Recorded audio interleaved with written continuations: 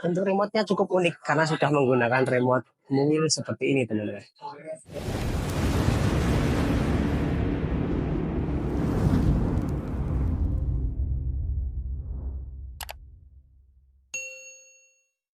Halo teman-teman, Assalamualaikum warahmatullahi wabarakatuh. Lah di belakang saya ini sudah ada TV terbaru dari Panasonic dengan seri TH43NX600G. Yang mana si TV ini sudah menggunakan Google TV dan Android-nya berbasis Android 11 teman-teman. Dan untuk si TV ini tuh pengganti seri sebelumnya yaitu dengan seri 43LS600. Dan yang bikin menarik di TV ini itu ada beberapa fitur yang cukup unik dan bagus yang tidak ada di seri sebelumnya. Nah, untuk desainnya seperti ini teman-teman. Jadi si Panasonic seri terbaru ini dia sudah menggunakan bezel-less atau frameless. Yang mana kalau untuk seri sebelumnya dia masih ada agak ada frame tebelnya ya. Ya meskipun nggak tebel-tebel banget, ya paling sebatas hitam ini. Nah, tapi kalau seri baru ini dia udah benar-benar frameless. Lalu untuk bagian bawahnya juga dia pakai warna silver. Kalau yang sebelumnya dia hitam seperti ini, yang model terbarunya dia warnanya silver atau abu-abu ya. Lalu untuk desain kakinya juga berbeda dari seri sebelumnya. Kalau yang seri sebelumnya seperti ini, kalau untuk yang seri baru itu nanti sudah seperti ini. Jadi ini bahannya juga plastik ya, masih sama. Jadi kayak warna silver ini tuh kayak memberi kesan bahwasanya ini tuh kayak metal. Padahal ini ya plastik biasa. Nah, kalau dari segi tampilan seperti ini. Jadi udah bezel-less, udah lebih bagus dibanding seri yang sebelumnya. Frame sebelumnya kan kayak ini, masih ada frame-nya. Dari desain kakinya pun juga lebih mewah yang seri terbaru ini teman-teman.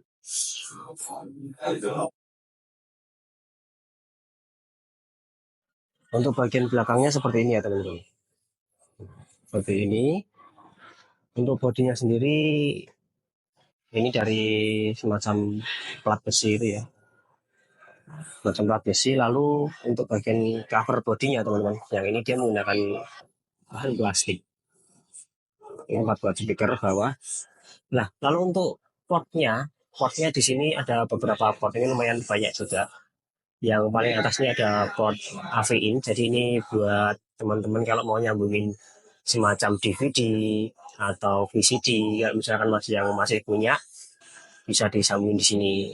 Nah nanti biasanya ketika teman-teman membeli CTV ini, itu teman-teman bakal dapat konversi AV in ini teman-teman. Kalau yang dulu kan ada kayak cek merah, putih, kuning. Nah sekarang itu dibuat satu cek 3,5 seperti ini.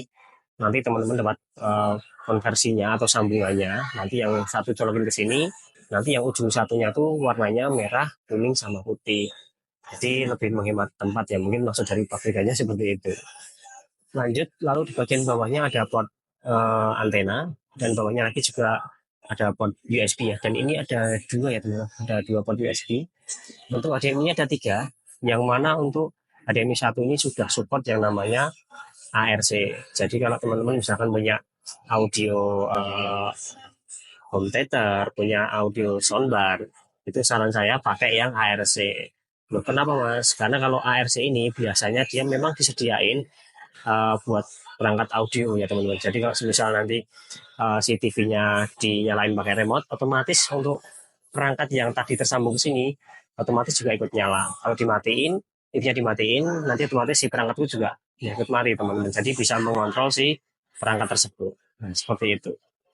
Lalu di bagian bawahnya juga ada kabel LAN. Jadi selain teman-teman menggunakan WiFi, teman-teman juga bisa menggunakan port kabel LAN ya. Biasanya lebih stabil sih.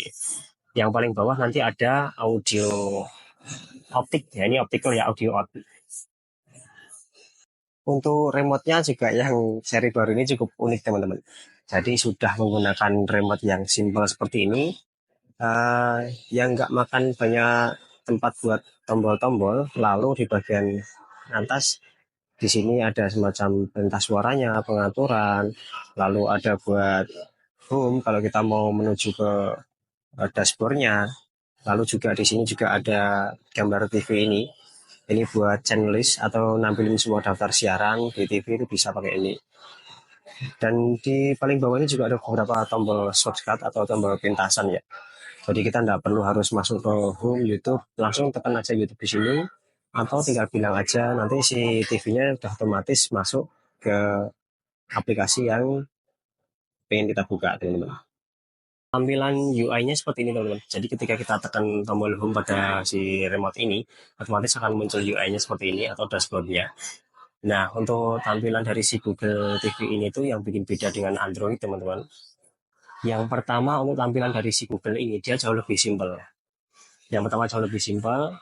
Simpelnya di mana? Kalau untuk yang Android TV itu biasanya tampilan di sini tuh yang sebelah kiri itu ada kayak aplikasi, lalu di bawahnya itu ada recent apps aplikasi yang habis dibuka. Nah, kalau untuk yang Google ini, teman-teman, itu jauh lebih simpel. Dia ada aplikasi di atas yang udah terinstall, lalu di bagian bawah ini, kita gulirkan ke bawah. Nah, di bagian bawah ini adalah beberapa aplikasi. Atau ini bisa dibilang ini tampilan aplikasi yang kayak contoh ini dari Prime Video, mungkin ya video yang terpopuler seperti itu. Bahkan nanti kalau misal teman-teman habis lihat Netflix kayak gitu, terus ada beberapa video atau film yang belum selesai diputar, otomatis nanti juga akan muncul di sini, teman-teman. Atau video yang sudah habis ditonton apa nanti muncul di sini. Video terpopuler juga muncul di sini. Jadi jauh lebih simpel ya kalau Google TV itu. Kalau OS-nya sebenarnya sama, basicnya pakai Android juga. Karena yang seri sebelumnya itu juga yang seri 43 LS600 itu juga yang bikin beda kan layarnya. Kalau yang lama itu masih Full HD, kalau yang seri baru ini udah UHD 4K. Lalu eh, dari segi Androidnya sama sih, Android 11 juga. Cuman dari segi tampilannya, kalau untuk yang seri terbaru ini itu udah menggunakan Google, jadi jauh lebih praktis ya untuk tampilannya. Nah, lalu yang kedua yang bikin beda lagi, teman-teman, antara sama Android, kalau Google itu juga di sini kalau teman-teman ada yang bertanya, Mas, ini Play Store-nya di mana? Kalau di seri Android kan biasanya Play Store ada di sini nih, atau ada di deretan apa UI-nya depan sini. Tapi kalau untuk Google TV itu untuk Play Store-nya dia masuknya di sini. Paling atas yang aplikasi ini. Nah, ini kita gulirkan ke bawah. Nah, lalu kita masukkan di sini aja. Nah, untuk misalkan kita mau nyari aplikasi apa, tinggal kita masukkan keyword di sini aja. Otomatis si aplikasi dari pencarian ini dia akan ngelink ke Play Store-nya, teman-teman. Jadi nggak yang kita harus ngeklik Play Store dulu, itu enggak ya. Jadi jauh lebih ringkas. Bahkan yang di sini di Google ini dia juga udah dikategorikan, teman-teman. Kita mau nyari apa? Nah, ini mau nyari hiburan, musik, audio itu udah dilengkap di sini ya. Jadi tinggal nyari aja. Kalau yang Android kan enggak seperti ini.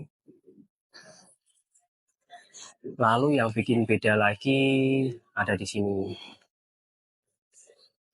Nah, dari tampilannya ini. Kalau di Android itu enggak ada tampilan ini ya. Jadi kalau di Android itu kita masuk pengaturan ya udah langsung masuk pengaturan. Tapi kalau untuk yang si Google ini dia ada beberapa kayak kalau saya bisa bilang ini kayak quick settingnya ya. Jadi setting pintasan cepatnya ada di sini. Kita mau nyambungin WiFi kita nggak perlu harus masuk pengaturan dulu, masuk jaringan ribet. Kita langsung geser aja ke pengaturan ini, otomatis di sini udah ada WiFi. Tinggal kita sambung aja. Nah, jadi lebih praktis ya. Ya, seperti yang saya bilang tadi, lebih simple dan lebih praktis juga. Lebih friendly sih dibandingkan yang seri Android. Nah, lalu buat teman-teman yang ini kebanyakan masih bingung ya kalau pakai Android atau Google kalau mau cari dari YouTube, YouTube mau pindah ke TV itu maksudnya gimana? Mudah ya teman-teman, tinggal kita geser ke masukan ini aja. Kita enter tengah. Nah, ini yang bagian atas ini kita pilih yang DVB-T2 karena ini yang digital. Nah, pilih kita enter.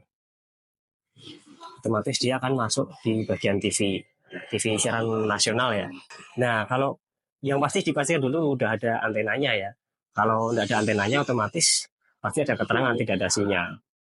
Ya, perlu diketahui juga teman-teman, untuk seri yang terbaru ini di Panasonic BH43NX600 ini, dia sudah dibekali dengan layar UHD 4K yang mana di seri sebelumnya, yang seri LS600 itu masih Full HD.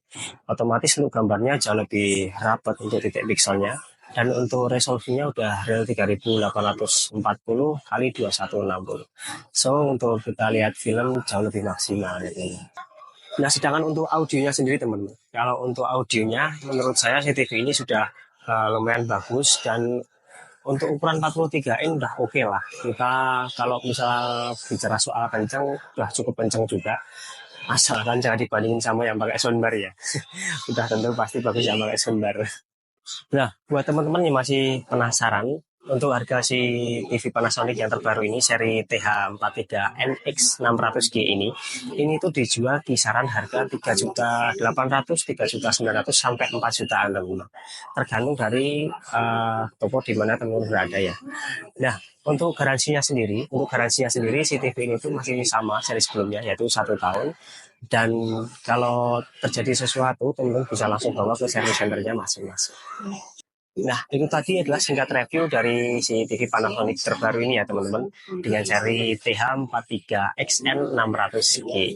Semoga bisa bermanfaat buat teman-teman semuanya. Akhir kata, Assalamualaikum warahmatullahi wabarakatuh.